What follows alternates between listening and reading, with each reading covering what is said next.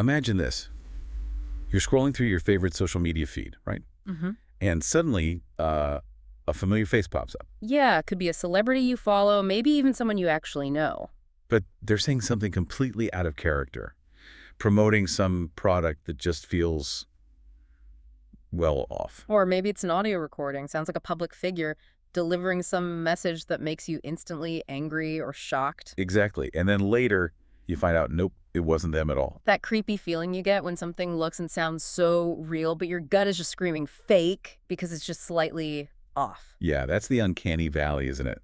That really unsettling sensation when something's almost human, but not quite. And AI is getting incredibly good, maybe too good, at creating exactly that sensation. Well, welcome everyone to the Deep Dive. Today, we are plunging right into the fascinating and sometimes pretty unsettling world of creator clones. Yeah, we're talking about artificial intelligence being used to replicate human voices, faces, even, full digital avatars. It sounds like science fiction, but it's very much here. And our mission for this deep dive is basically to sift through this, well, frankly, huge stack of sources we've gathered. Yeah, we've got everything from cutting-edge articles, research papers, legal documents, notes from big tech platforms. Right, giants like YouTube, Meta, Apple, Amazon, even stuff from the U.S. Senate, academic insights too. It's a real mix. The goal here is to equip you, our listener, with the key insights, the most important stuff you need to know to understand this landscape. It's evolving so fast. We want to help you spot the surprising facts,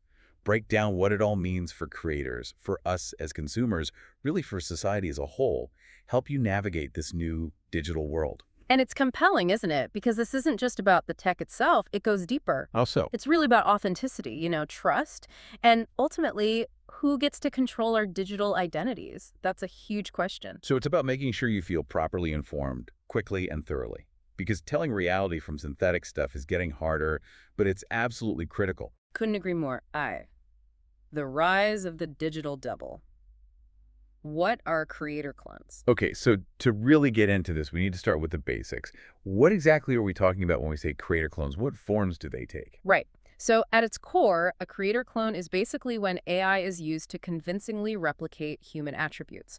Often the goal is licensing that likeness or creating new content using someone's digital identity. Like a digital copy of someone. Pretty much. And the main ways we're seeing this happen right now fall into two main buckets: voice cloning and then replicating faces and even full digital avatars. Let's start with voice cloning. How does that work? So voice cloning is AI replicating human speech. It can generate totally new sentences in a specific person's voice, often based on just a tiny amount of original audio. Just a little bit of audio, really? Yeah, sometimes astonishingly little. A key example our sources point to is Microsoft's Velio 2. Belly, too. Right. This tool can apparently mimic a voice from just a few seconds of audio input. Wow. Okay, that's pretty wild. It is. And what's particularly notable is its zero-shot learning capability. Zero-shot learning. What does that mean? It means it can sort of figure out new voices or concepts without needing tons of examples beforehand.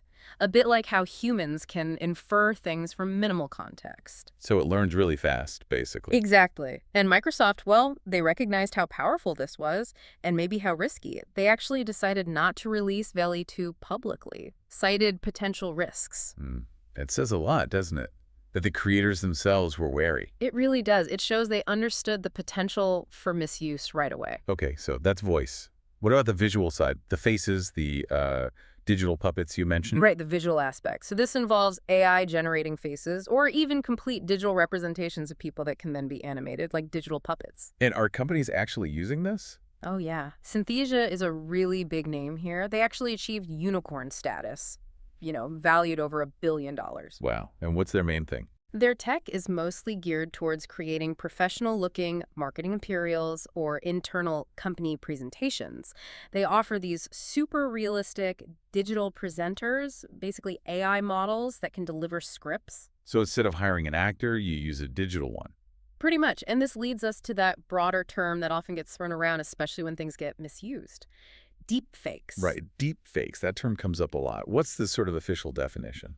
Well, the sources define a deepfake as manipulated or synthetic audio, image, or video content that, this is key, would falsely appear to be authentic or truthful. So the intent to deceive is part of it. Exactly. And it features depictions of persons appearing to say or do things they did not say or do, produced using AI techniques. It really highlights the potential for misrepresentation. Okay, so these creator clones, these digital doubles, they're not just experiments in a lab.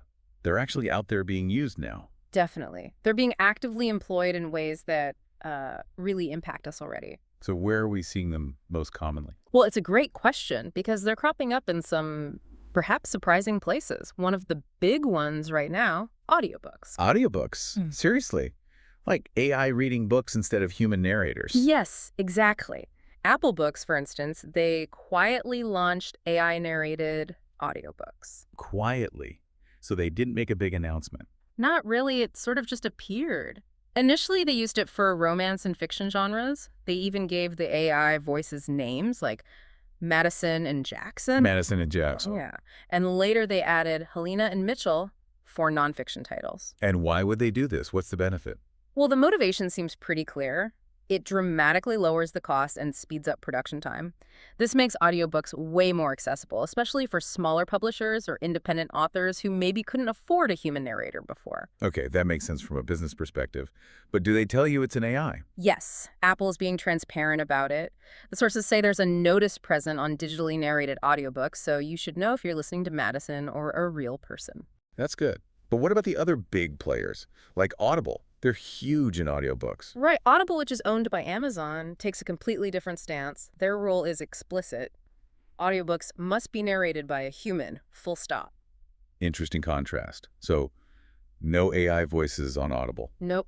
It's funny, actually, because Amazon Kindles used to have a text-to-speech feature years ago, like a decade back. But they discontinued it, apparently due to copyright concerns back then. Huh. So Amazon's position has shifted over time, or at least varies between platforms. It seems so. And there was at least one case where an AI-narrated book did briefly pop up on Audible, but it got reported and taken down pretty quickly. Okay. And what about Google? Are they in this game? Yes, Google Playbooks also offers AI narration. Currently, it's just one voice per book, but they've mentioned future plans to allow multiple AI narrators within a single book. Multiple narrators. How would that work? The idea is authors could highlight the sections they want read by a second narrator. Maybe for dialogue between characters, perhaps.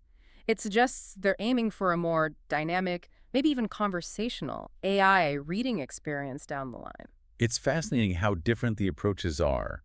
Apple and Google embracing it, Audible firmly saying no. Yeah. How does it actually sound, though? For us, the listeners, is it obviously robotic? That's the million-dollar question, isn't it? It's definitely subjective. Some people might find it jarring, especially at first. You know, you're expecting a human voice. Yeah, I can imagine doing a double take if Madison started reading my favorite author. Right. But the companies offering these virtual voice tools, they know this. The sources mention you often get the option to listen into the synthetic narration before purchasing to decide whether or not they like the sound. Ah, so you can sample it first. Exactly. And what's interesting is, while maybe your first reaction is no way, apparently listening to samples can sometimes change people's minds. It suggests the quality is improving, getting better at mimicking human intonation and emotion, maybe getting past that initial uncanny valley feeling for some listeners. Okay, so audiobooks are one big area. Where else are these digital doubles popping up in the commercial world? What are companies using them for? Well, beyond audiobooks, the applications are spreading pretty fast. You might be encountering them more than you realize. Synthesia, like we mentioned, they focus on creating those AI likenesses for things like marketing material or internal presentations. Makes video creation much easier. No need for actors or expensive shoots. Right, the digital puppets again. Exactly.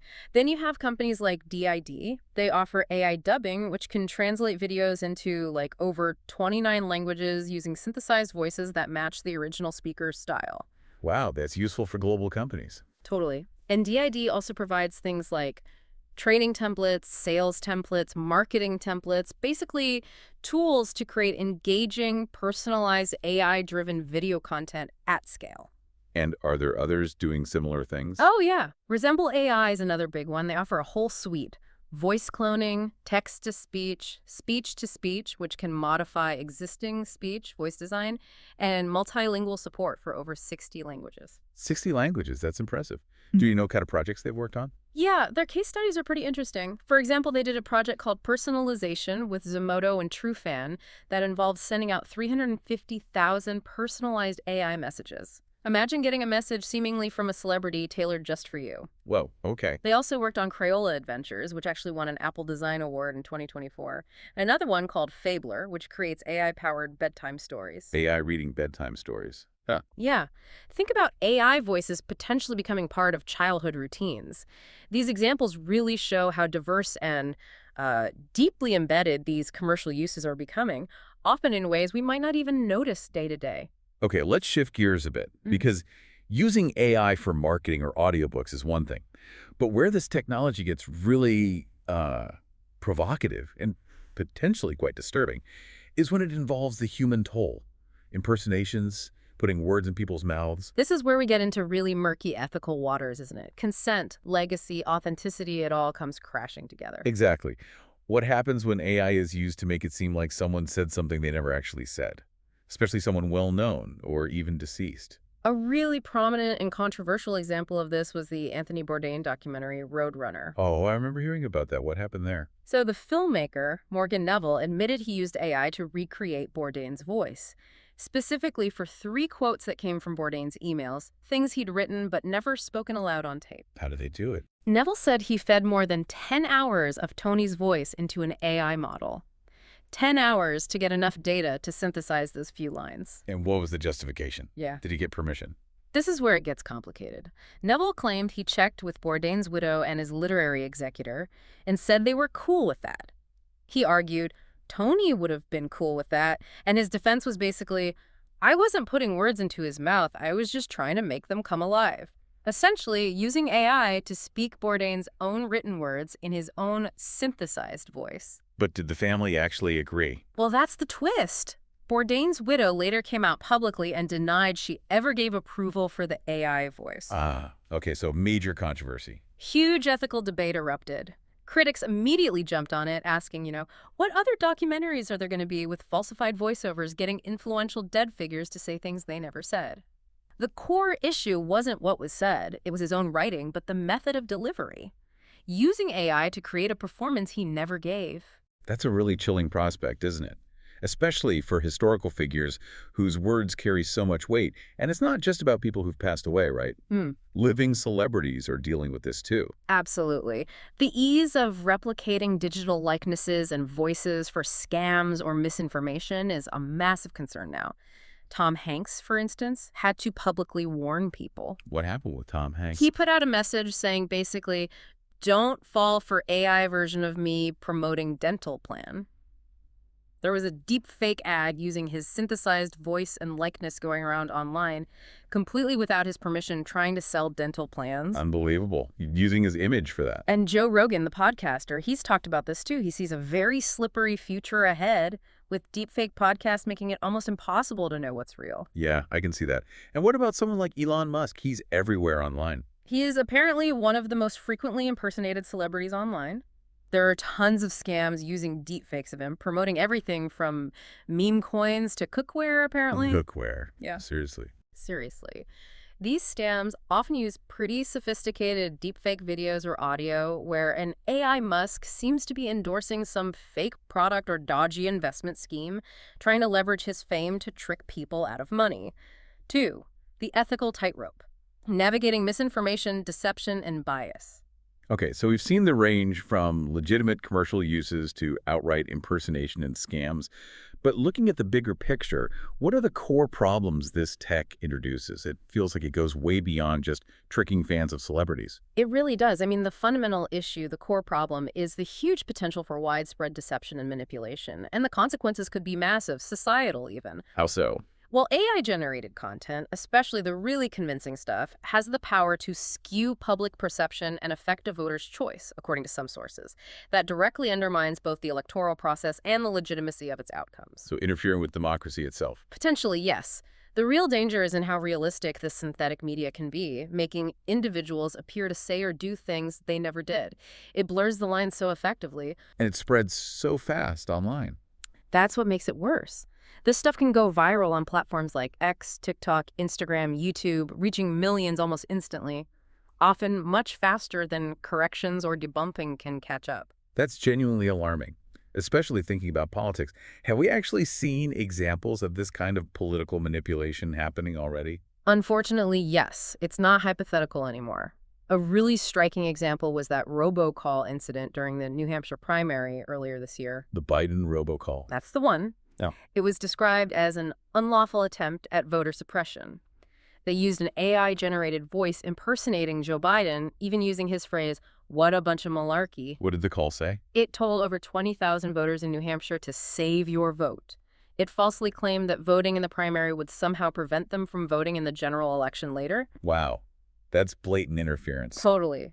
And what made it particularly insidious was using familiar robocall systems, making it seem more legitimate to people receiving the call. Were there other examples, maybe visual ones? Yes, another instance involved Donald Trump posting an AI-generated image on Truth Social. What did the image show? It falsely suggested Taylor Swift was endorsing him, depicting her sort of like Uncle Sam. Taylor Swift. But she hadn't endorsed him, right? No. And given her absolutely massive fan base, which includes people all ages and levels of digital literacy, a fake endorsement like that could potentially sway voters. Maybe younger fans spot it's fake, but older generations might be more easily fooled. Did she respond? She did. Later, she publicly endorsed Kamala Harris and Tim Walz and specifically called out Trump's use of AI, denouncing it. It really highlights the immediate real-world reactions these fakes can provoke. So political manipulation is a clear danger. What about financial scams? Are deepfakes being used to trick people out of money? Yes, tragically, and these scams are getting more sophisticated. Deepfakes are being used more and more in things like romance scams and grandparent scams. Grandparent scams. How does that work with deepfakes? Imagine getting a frantic phone call. The voice sounds exactly like your grandchild, maybe crying, saying they're in trouble and need money wired immediately. But it's not them. It's an AI clone of their voice. Oh, that's horrible. Preying on emotions like that. Exactly. It exploits that immediate emotional connection and the sense of urgency, making people really vulnerable. And we're not just talking small-scale stuff. The sources mention a big operation by a Georgian group called the Scameri. The Scameri. Yeah, apparently a network of like 85 call handlers and support staff. They managed to scam ordinary people out of an estimated $35 million, about 27 million pounds sterling. 35 million. How? Through sophisticated money laundering networks using fake investment platforms like Admirals FX and Golden Currencies, names that the UK's Financial Conduct Authority actually flagged as fraudulent. It shows these aren't just isolated incidents, it's becoming organized crime. And what about using this stuff for propaganda? You mentioned Synthesia earlier, the company for legitimate business videos. Were their tools misused? Yes, that's another really concerning case that shows how hard it is to control these tools once they're out there. Even though Synthesia's terms clearly forbid creating deepfakes or deceptive content. They were used for propaganda anyway. Apparently so. Their AI-generated likenesses, those digital puppets of real models they offer, were used in propaganda videos, including some that seem to support the dictator in Burkina Faso. Wow. How did the models feel about that? They were understandably distressed. One was quoted saying, "It's not me, it's just my face." It really drives home the violation when your image, your likeness, is used to promote something you find abhorrent, all without your consent. It shows the limits of just relying on terms of service. This all really points towards fundamental ethical questions, doesn't it? When we talk about AI ethics in general, what are the main principles that experts say should be guiding development, especially with tech like this? That's a great question. And a lot of the expert discussion on AI ethics seems to boil down to two really critical attributes needed for trustworthy AI: fairness and transparency. Fairness and transparency. What does fairness mean in this AI context? Fairness means the AI system should make fair decisions. That means they shouldn't discriminate based on things like race, gender, socioeconomic status, location, etc. It's vital because AI used at scale can impact so many people's lives, so bias baked into the system is a huge problem. We need clear rules for how these models are trained to avoid replicating or even amplifying existing societal inequalities. Okay, and transparency. Transparency is all about making it clear and understandable how the AI reaches its decisions. It's about opening up that black box for users and stakeholders. Why is that so important? Well, it's not just an ethical nice to have. Transparency actually increases consumer trust and it empowers human judgment because if we understand how the AI works, we can better decide when and how to rely on it or when to question its output. It helps reduce those ethical concerns by allowing scrutiny. So, beyond the obvious deception, are there other, maybe broader or more systemic risks associated with these AI systems that we should be aware of? Definitely. It goes beyond just fooling individuals. First, there's the ongoing issue of just plain unreliability and the lack of transparency we just talked about. This can lead to a whole cascade of problems, things like discrimination and stereotyping, misinformation, privacy violations. Any examples? Well, there have been cases where lawyers actually use large language models, LLMs, to help write legal briefs, and the AI just completely fabricated case law references, made them up. It shows how unreliable they can be if you don't carefully check and verify everything. Relying on inaccurate AI output can lead to real-world accidents. Okay, so reliability is one. What else? Second, this kind of general-purpose AI is often called a dual-use technology. Dual use, meaning good and bad uses. Exactly. It has legitimate, beneficial uses, but it can also be weaponized. It can enhance cyber attacks and exacerbating cybersecurity-related risks. How could AI enhance cyber attacks? Think about it. AI could be used to automatically generate text or code to help launch massive phishing campaigns, create more sophisticated ransomware, or other types of cybercrime, make them harder to detect, more personalized. So AI helping criminals attack systems. Right, and conversely, the AI systems themselves are vulnerable. Attackers can use techniques like prompt engineering, carefully crafting inputs to manipulate the AI's output, or prompt injection, basically tricking the AI into ignoring its own safety rules to bypass ethical safeguards. Wow, so AI can be the weapon and also the target. That's complex. Yeah. Are there also risks related to just who controls this powerful tech? Absolutely, and this gets into what experts call systemic risks. Right now, the development of the most powerful general-purpose AI is really driven by a few powerful actors, big tech companies with enormous resources and expertise. And why is that concentration of power a risk? Well, it could lead to a centralization of power, societal disruption, and ideological homogenization. If just a few companies are building the underlying AI that shapes our digital world, their biases, their priorities could become dominant. So like their worldview gets embedded in the tech. Potentially. Studies have suggested that many popular LLMs already show inherent bias in how they answer sensitive political questions. This could unintentionally mainstream certain ideologies or even fuel societal unrest and division as these bias systems become more widely used. It's a big concern for democracy and just social cohesion, reminding us that AI often reflects the biases in the data it learns from. 3, the evolving legal and regulatory frameworks. Okay, given all these huge advancements and, frankly, pretty scary risks, what's being done legally and regulatorily, are governments and platforms actually stepping up? Let's maybe start with the U.S. Yeah, there's definitely movement in the United States, several legislative efforts trying to get some guardrails in place. One big one is a proposed Senate bill called the No Fakes Act of 2023. No Fakes Act. What would that do? Its main goal is to hold people, companies, and platforms liable if they produce or distribute an unauthorized AI-generated replica, a voice or image of a real individual in, say, a video or audio recording. So if someone makes a deepfake video of a celebrity endorsing something without permission, that celeb could sue them under this act. That's the idea, yes. It targets the creators and the distributors. But importantly, it also proposes exemptions for things protected by the First Amendment. Like what kind of things? Things like sports broadcasts, documentaries, biographical works, or using likenesses for comment, criticism, or parody. So it's trying to balance protecting individuals with protecting free speech and things like satire.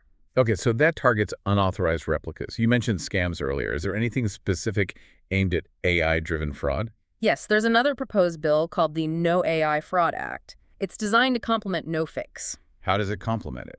Its focus is specifically on imposing liability against anyone who facilitates, create, and spread AI frauds without an individual's permission. So it really hones in on the deceptive use, the scams, while also trying to balance those rights against the First Amendment to protect legitimate speech and innovation. It seems like a basic first step would just be letting people know when they're looking at AI content. Is there legislation for that? There is. It's called the AI Labeling Act of 2023. And its whole purpose is to ensure that people know when they are viewing AI-made content or interacting with an AI chatbot How would it do that? by requiring clear labels and disclosures. So if you're chatting with a customer service bot, it would have to clearly say it's an AI. A big driver for this act is tackling harmful deepfakes, especially deepfakes of minors, by providing that basic layer of transparency. It's interesting how sometimes individual states move faster than the federal government. Has any state actually put protections like this into law already? Yes, Tennessee actually stands out here. They became the first state to protect musicians, other artists against AI, with a law named the Elvis Act. The Elvis Act. Seriously. Seriously. It stands for Ensuring Likeness, Voice, and Image Security Act. Clever, right? Yeah. What does it do that's different? Well, it introduces this novel concept of secondary liability. Secondary liability. Yeah, meaning it's not just the person using the unauthorized voice or likeness who's liable.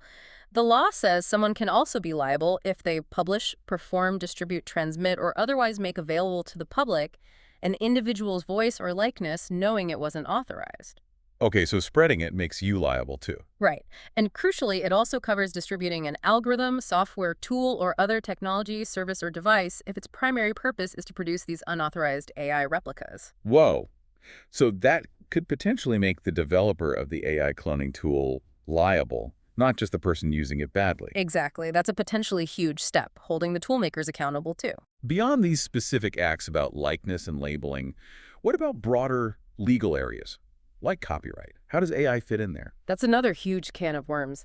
A major issue in the US right now is that generally AI-generated content cannot be copyrighted because copyright law requires human authorship. So if I use AI to make art, I can't copyright it. Under current interpretations, likely not fully or it's very complex, this creates big challenges for creators using AI tools. And then there's the flip side. The massive issue of use of copyrighted material in AI training models. You mean AI companies training their models on copyrighted books, art, music from the internet? Exactly. That's super contentious right now, leading to lawsuits and big debates about fair use versus intellectual property theft. And alongside Congress, don't forget the regulators, the Federal Trade Commission, the FTC. What's the FTC doing? Well, their job is to protect the public from deceptive or unfair business practices, and they've announced a crackdown on deceptive AI claims and schemes. That means going after companies that lie about what their AI can do or use AI to run scams. Okay, that's a pretty detailed look at the U.S. How does it compare to what's happening in Europe? I keep hearing about the EU AI Act. Is that a big deal? Oh, it's a huge deal. The EU AI Act is widely described as the first ever legal framework on AI anywhere in the world.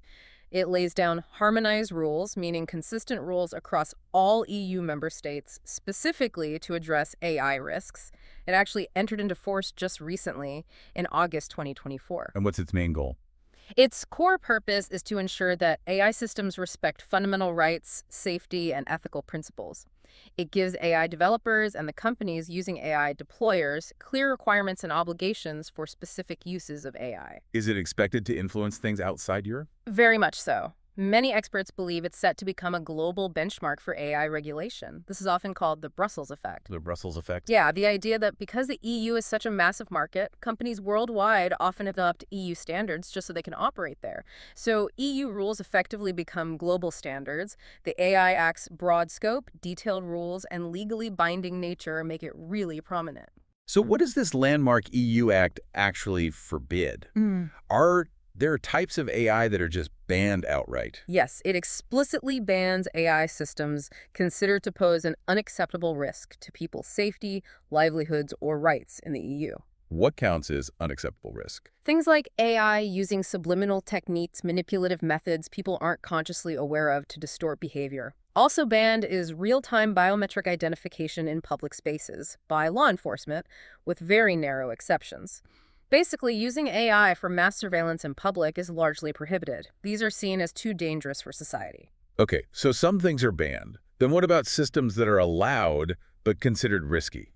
Right. The Act defines several categories of high-risk AI systems. These aren't banned, but they face very strict requirements for testing, documentation, human oversight, and transparency before they can be used. What kind of systems fall into that high-risk category? There are 8 main areas listed. Things like biometric identification systems, like fingerprint or face scanners used for access, AI managing critical infrastructure, like power grids or transport, AI in education or vocational training, Why education? because biased AI could affect people's access to education or jobs.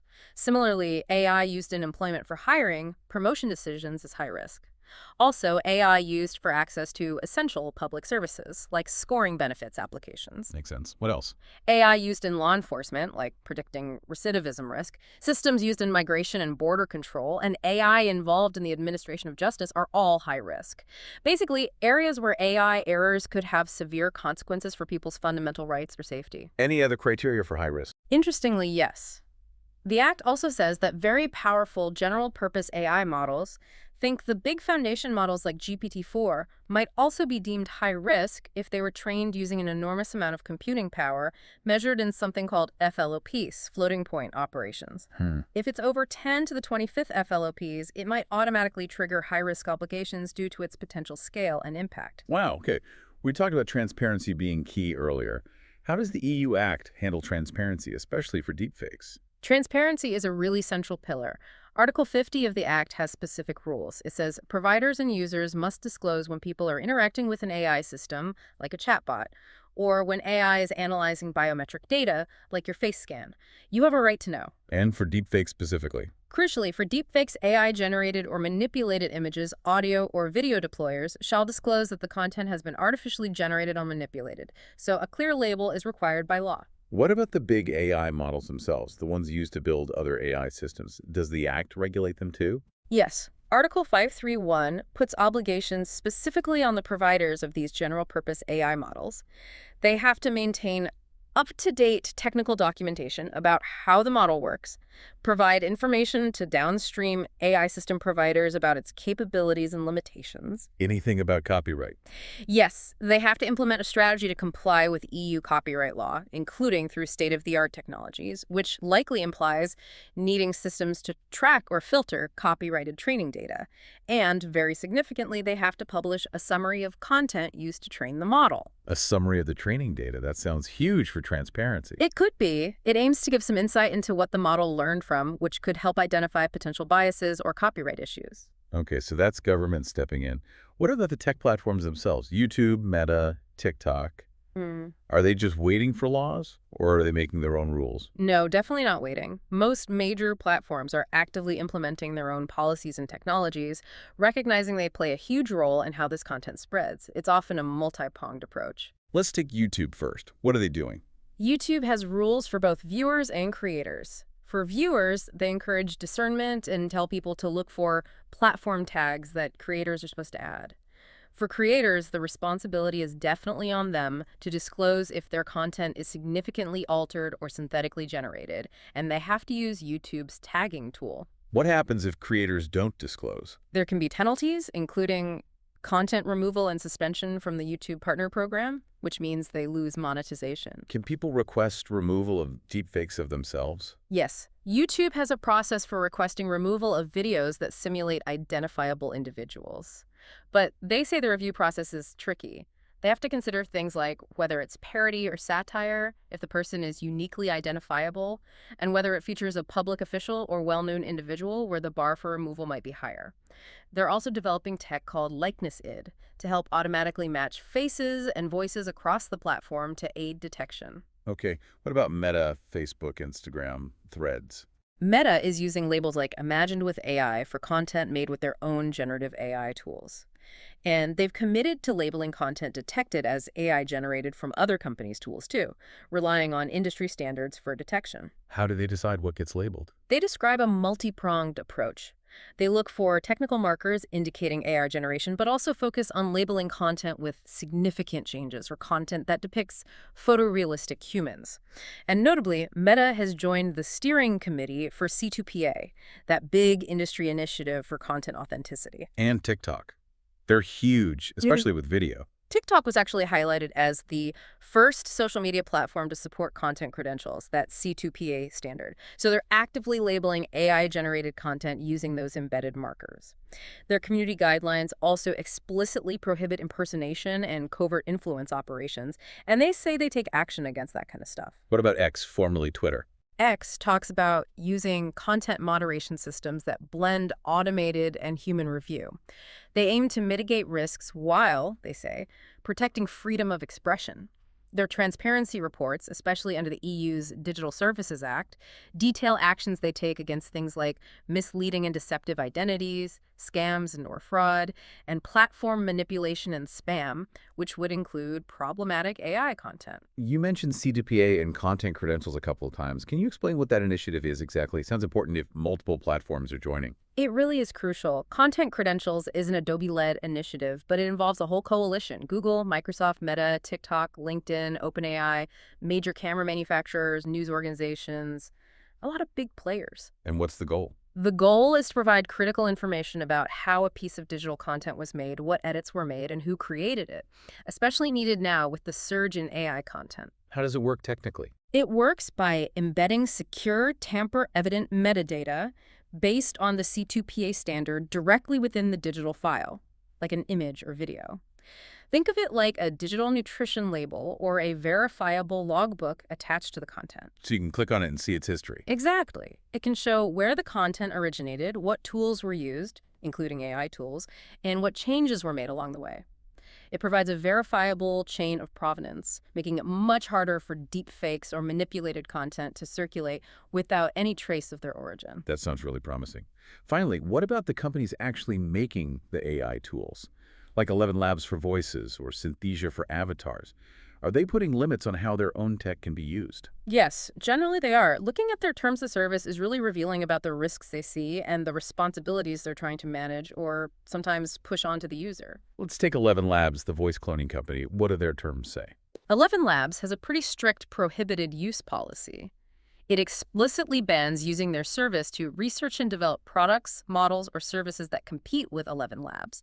And crucially, it bans using their output for training of artificial intelligence models, or including it in data sets used for training or improving any AI tech. So they're trying to stop people from using their AI voices to train other AI voices. Exactly. It shows they're trying to protect their own proprietary technology and prevent it from being scraped or misused to build competing or potentially harmful systems. What about Synthesia with the digital avatars? As I mentioned, their terms say creating deep fakes or fraudulent content is a breach of its terms of use. Interestingly, they also say they will indemnify their customers if using one of their stock avatars leads to a claim that it violates the applicable actor's right to privacy or publicity. What does that mean, indemnify? It means Synthesia would cover the legal costs if the real human model whose likeness was used sues the customer for privacy violation. It implies Synthesia believes they have the necessary rights from the actors, and they're backing that up financially for their clients using the standard avatars. Okay. And DID, the other avatar company. DID's terms allow users to submit content and create animations, but DID explicitly reserves the right to monitor, censor, limit, edit, reject, delete, and remove any and all user submissions and even terminate accounts if the terms are violated. So they maintain significant control over the content created on their platform. And Resemble AI, the one with lots of voice capabilities. Resemble AI's terms have some interesting caveats. They say they endeavor to create an AI model that reasonably replicates the voice data provided, but they explicitly do not guarantee that the services or AI model will be error-free, be accurate, meet your needs, or be fit for a particular purpose. So no guarantees it will sound perfect or be accurate. Pretty much. And they add that your use of the services are at your sole responsibility and risk. This clearly shifts a lot of the liability onto the user, showing that even the developers know these powerful tools aren't perfect and can be misused or produce flawed results. 4.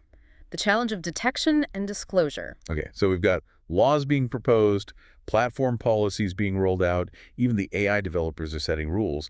But how do we actually make this transparency work in practice? How do we effectively detect this stuff and disclose it to you, the listener, the viewer? That's the really critical implementation question, isn't it? How do we build trust? Broadly, the methods being used or explored fall into two main types. First, you have human-facing methods. Human-facing, Yeah. like things we can actually see or hear? Exactly.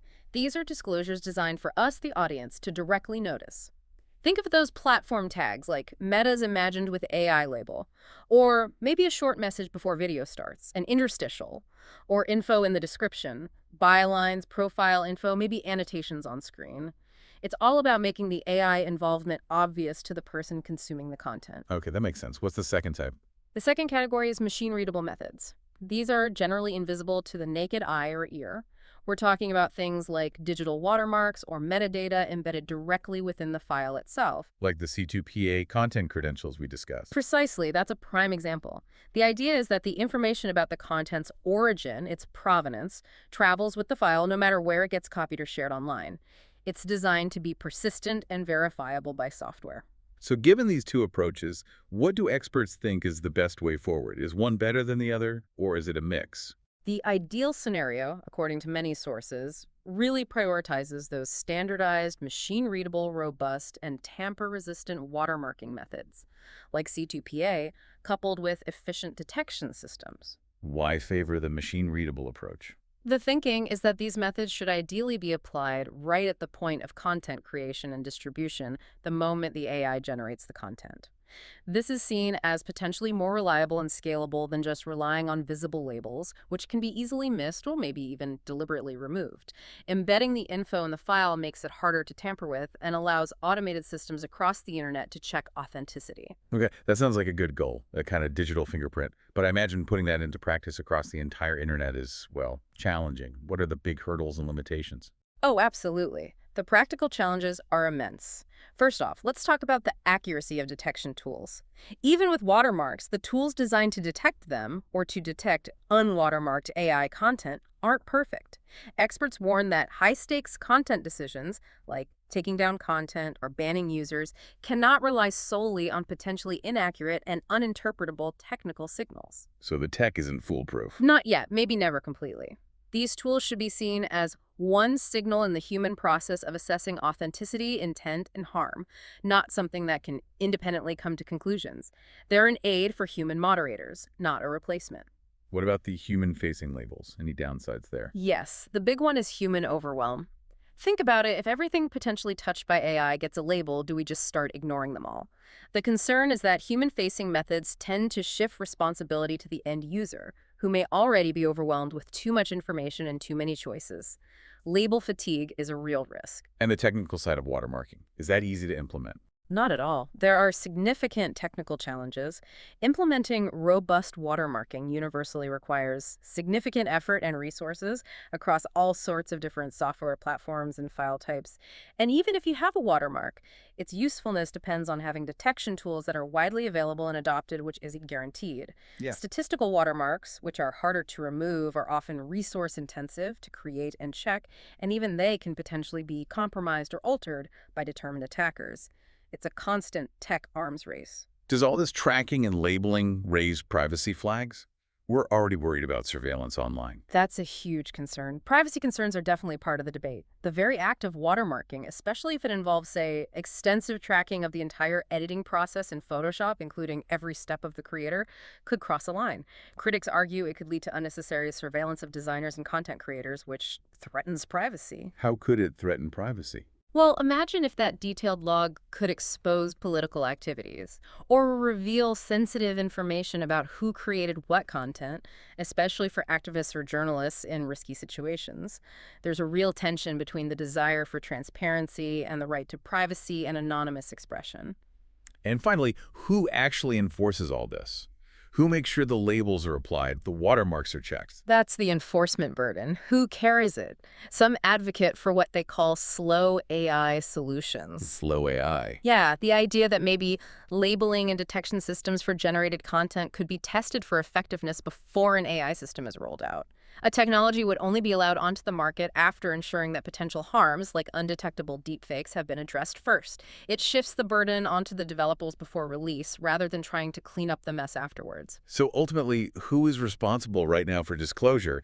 Is it the platforms? Yeah. The AI companies, the person who made the video? It sounds messy. It is messy. The responsibility divide is a really key point, and Right now, it seems to be shared, maybe awkwardly so.